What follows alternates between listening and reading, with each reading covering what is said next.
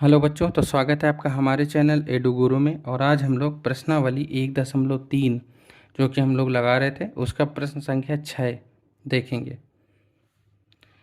देखो, ऐसे सवाल ये है कि पेपर में नहीं पूछे जाते हैं, लेकिन जो ऐसे सवाल होते हैं जिसमें कोई ना कोई चीज़ आपसे पूछी जाती है बहुत मान करके या स्पेशल इस तरह से कि इसके उदाहरण दीजिए, ये चीज़ सही है कि नहीं सही। तो ऐसे सवाल लगाने से ना आपके थोड़े कॉन्सेप्ट जो हैं वो मजबूत होते हैं। तो ऐसे सवाल स्किप नहीं करना चाहिए, लगाना चाहिए, भले ही वो पेपर में आए या ना आए। ठीक है ना। आपको कोई पेपर के लिए मैथ नहीं पढ़नी है, आपको अपनी मैथ स्ट्रॉन्ग करनी, तो आपको हर एक सवाल जो थोड़ा पेचीदा है या थोड़ा लैंग्वेज वाला है उसको ज़रूर से ज़रूर लगाना है। तो चलिए पढ़ते हैं। देखो, लिखा है पी बाई क्यू, जहाँ क्यू जो है जीरो के बराबर नहीं है, के रूप की परिमेय संख्याओं के अनेक उदाहरण लीजिए। ठीक है। और उदाहरण लेने और उनमें शर्त क्या है, जहाँ पी और क्यू पूर्णांक हैं जिनका एक के अतिरिक्त अन्य कोई उभयनिष्ठ गुणनखंड नहीं है और जिसका शांत दशमलव निरूपण प्रसार है। क्या आप यह अनुमान लगा सकते हैं कि क्यू का कौन सा गुण अवश्य संतुष्ट करना चाहिए। तो देखो, आपको एक चीज़ अगर मालूम हो, उसमें यह होता है कि अगर हम कोई भी परिमेय संख्या लेते हैं जैसे पी और क्यू, तो कोई चीज़ शांत दशमलव निरूपण बनेगा नहीं बनेगा, यानी ये कि वो पूरा पूरा भाग उसमें कट जाएगा कि नहीं कट जाएगा, ये सब कुछ डिपेंड करता है उसके हर पर। उसका हर जैसा होगा उसी तरह वो भाग जाएगा, है ना।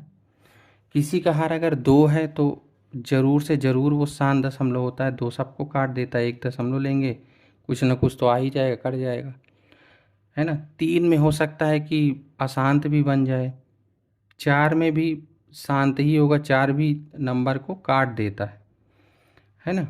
क्योंकि इनकी जो डिविजिबिलिटी है, जो विभाज्यता है, वो इसी तरह की है, मतलब उसकी प्रॉपर्टी, उसके गुण ही ऐसे हैं कि वो नंबर को काट देगा। 5 भी ऐसे ही होता है, 0 5 है, कहीं ना कहीं तो बन ही जाएगा, आराम से कट जाएगा, है ना। 6 है, हो सकता है रिस्क हो, क्योंकि 6 में 3 आ जाता है, 7 में भी ऐसे ही, 8 में भी।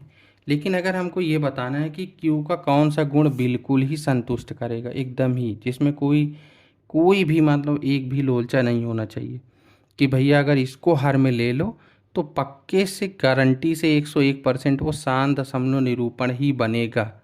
तो ऐसे नंबर है 2 और 5। ठीक है। अब 2 की आप कोई भी पावर ले सकते हैं, 5 की कितनी भी पावर ले सकते हैं, या दोनों को ले सकते हैं, कोई दिक्कत नहीं है। यानी इसको अगर हम इस तरह समझ लें तो समझिएगा कि अगर P और Q दो नंबर हैं और हमको शांत दशमलव निरूपण ही बनाना है, तो Q की जो क्वालिटी हो, यानी Q में जो कुछ हो, वो कुछ इस तरह का हो जाए कि 2 की पावर m इंटू 5 की पावर m, 5 की पावर n। अगर Q इस टाइप का है तो हमेशा शांत निरूपण ही बनेगा, इसकी 101% गारंटी। यानी या तो नीचे 2 बस हो, या 2 की पावर में हो, 4 हो, 8 हो, 16 हो, इस तरह, या 5 बस हो, 5 हो, 25 हो, 125 हो, या दोनों को मिला करके भी हो। जैसे अगर हम कह दें 2 की पावर 2, 5 की पावर 1, तो कितना बना ये 20। तो अगर हर 20 हो, यानी इन्हीं के इस तरह के फैक्टर या गुणनखंड के रूप में हो, तो हमेशा ही शांत दशमलव निरूपण बनेगा। ठीक। तो एक हमको ऐसे उदाहरण लेना है जिसमें एक के अतिरिक्त कोई और उभयनिष्ठ गुणनखंड ना हो। तो जब आप ऐसे इसको लगाते हैं तो देखो, तो जब इसको हम लेंगे कि यहाँ पर थोड़ी सी मान लो लैंग्वेज अगर हमको लिखना पड़े तो हम ऐसे इसी को ही रिपीट कर देंगे, लिखेंगे P बाई क्यू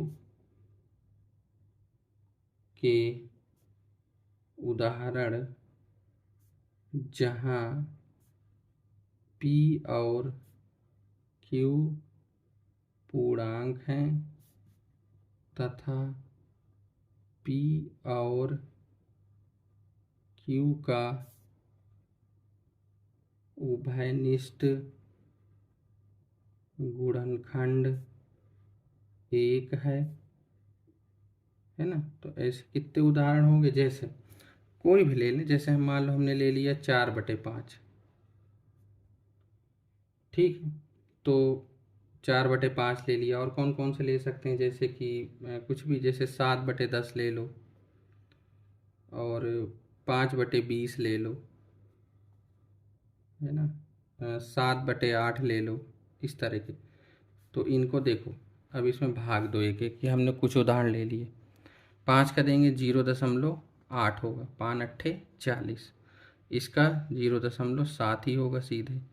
5/20 का कितना होगा, पहले तो 0 पर गया, फिर दशमलव लगाया, 50 हो गया, 20×2 = 40, 20×5 = 100।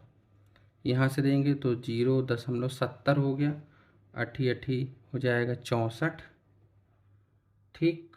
और उसके बाद बचा 6, 60 हो गया, 8×7 = 56, 40 हुआ, 8×5 = 40। तो देखो ये आए।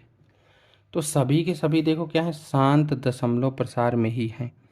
अब हमको बताना है कि भाई क्यू में ऐसे कौन से गुण होना चाहिए जो कि मतलब ज़रूर संतुष्ट करे, है ना। तो हम ये लिख देंगे कि शांत दशमलव प्रसार के लिए अगर क्यू, समझिएगा, क्यू 2 या 2 का गुणज, ठीक है, एक काम, 5 या 5 का गुणज, या 2 और 5 का सम्मिलित गुणज है, तो हम अनुमान लगा सकते हैं कि ऐसी संख्याओं का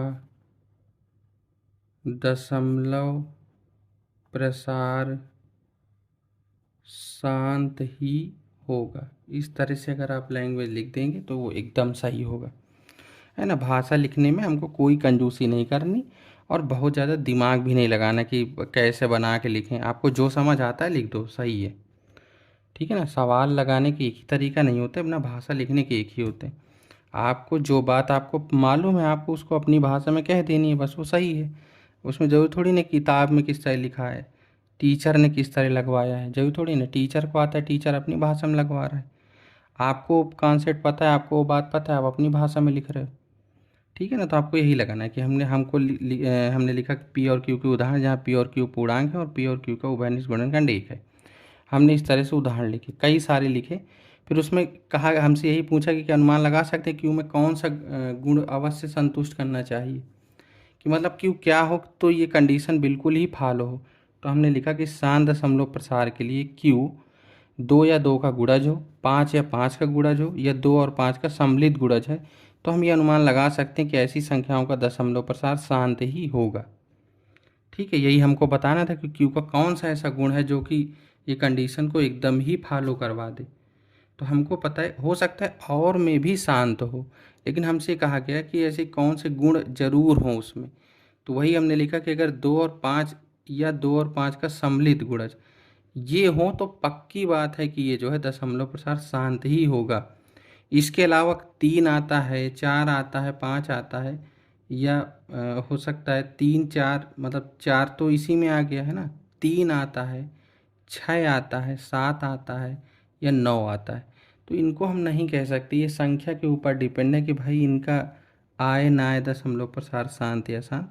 लेकिन अगर 2 या 2 का कोई भी गुणज, जैसे 2 4 8 आ जाए, 5 10 आ जाए, तो ये 5 संख्या अगर हर में लिखी हैं तो उसमें दशमलव प्रसार हमेशा शांत ही होगा, ठीक है।